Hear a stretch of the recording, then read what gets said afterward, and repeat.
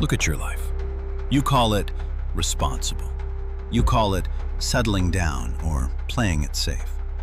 You have a 5-year plan that involves incremental raises and a manageable mortgage. You tell your friends you're just being realistic. Here's the cold truth. Realistic is the politest word ever invented for a surrender. It sounds like a virtue, but it functions like a cage. You aren't being practical. You're just negotiating the terms of your own confinement. Society loves realistic people. They're predictable. They're quiet. They don't break the furniture. Every dopamine career coach tells you to manage your expectations so you don't feel the sting of disappointment.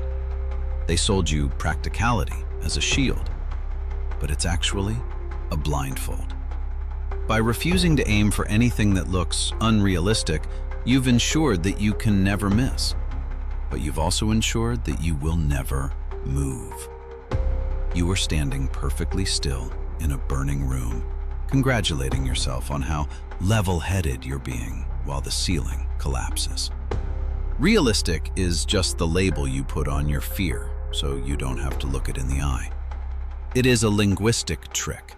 When you say, "I'm just being realistic," what you're actually saying is, "I am too terrified of looking foolish to try." You have turned your lack of courage into a personality trait.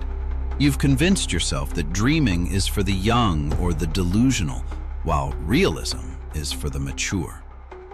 But true maturity is the ability to face the high probability of failure and do it anyway. Your realism is a leash. It keeps you exactly where your insecurities feel most comfortable. You are a hostage to the status quo, and you're thanking your captors for the safety of the cell. Your brain loves realistic because your brain is a survival machine, not a fulfillment machine. It wants you to stay in the cave where it's warm. It would rather you be a realistic mediocrity than an unrealistic pioneer because the pioneer might get eaten.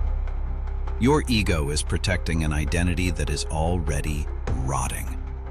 It's terrified of the ego death that comes with trying something big and failing publicly. So, it keeps you small.